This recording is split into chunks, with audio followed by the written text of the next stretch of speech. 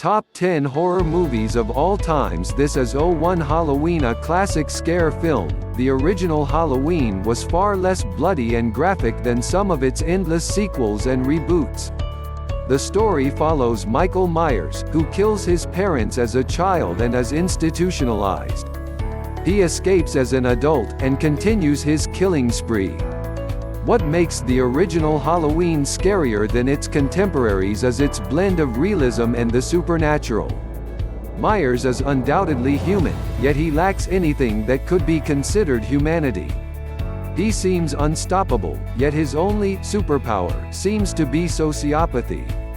The expressionless mask and creepy, simple score by director John Carpenter make the already scary villain seem truly out of this world.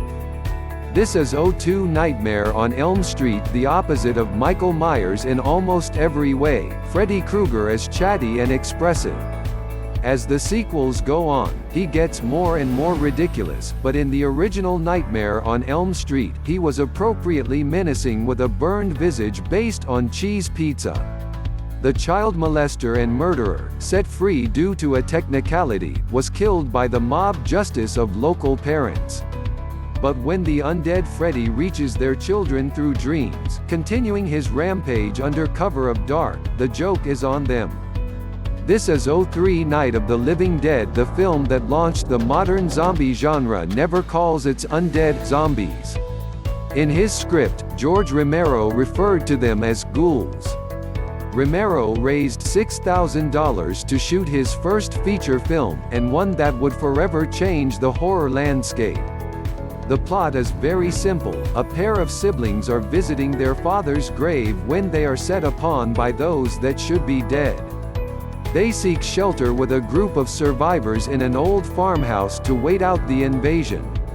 The film is often seen as being a commentary on race relations in the United States and an indictment against the Vietnam War, but like the best horror, it blends its commentary with a heaping helping of terror. This is '04 The Exorcist. The Exorcist is considered by many to be the scariest film ever made. Based on William Peter Blatty's novel of the same name, the film follows a possessed child, and the dual priest team sent to exorcise her. The film received 10 Academy Award nominations, including Best Picture, marking it as the first and still one of the few horror films to be nominated for Best Picture. The intense acting and terrifying special effects created such an effective film that the production itself was rumored to be cursed. Nearly everyone associated with the film was injured, fell ill, or suffered a death in the family, and the whole set almost burned to the ground. Where'd we leave the holy water? This is '05 Suspiria. Suspiria was not Dario Argento's first film, but it's certainly his best known, and one of his most beautiful. An American travels to Germany to attend a prestigious ballet academy, but soon discovers the school is run by witches. Murders, maggots, and mayhem follows. Drenched in gorgeous, vibrant colors, most significantly red, the film has one of the most magnificent death scenes in modern cinema, where a woman is attacked multiple times before finally being hung from a noose and thrown through a stained glass skylight.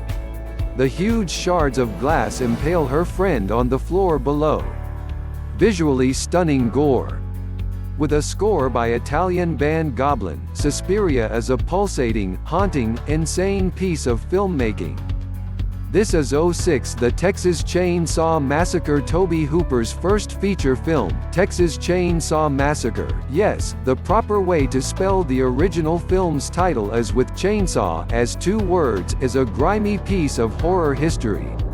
In TCM, a group's car breaks down on a trip across Texas and they're terrorized by Leatherface, a psychopath wearing human skin, who eats the flesh of his victims and uses their bones as accessories. Brutal, raw, and controversial, Hooper had every death takes place off-screen thanks to clever editing and sound design. But the sheer off-puttingness of the film's powerful sense of dread and place secured it an R rating anyways. We totally understand. This is '07 Saw received mixed reviews when it was first released. Many critics saw it as just another cheap, gory entry into the horror market, but the film overcame its torture porn subgenre and secured James Wan as a creative master of simple horror. Two men find themselves chained up in a dilapidated bathroom with instructions on how they can escape. It sets up a dangerous game that requires various captives to partake in games that pit their own selfish needs against consideration for others. Without Saw, we may not have had any of the Saw sequels, but wouldn't have Insidious or The Conjuring either. This is 08 Scream redefined the slasher film.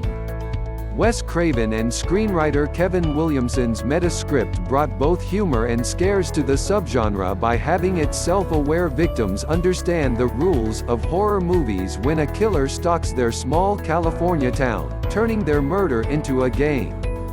They know who the first to die is, what to do and what not to do. It's fun, it's scary, and it has one of the best early twists of any horror film, killing off the biggest name in the cast, Drew Barrymore, in the first few minutes of the film. Priceless. This is 09 freaks. A lot of classic films don't have the same scares that they had when they were originally released. But there is something about 1932's Freaks that still makes it chilling to this day. The film follows an acrobat who marries a sideshow dwarf, then conspires with her strongman boyfriend to kill him and take his money. When the circus entertainers discover her plan, their vengeance is worse than just murder. The controversial, perhaps exploitative, film cost Todd Browning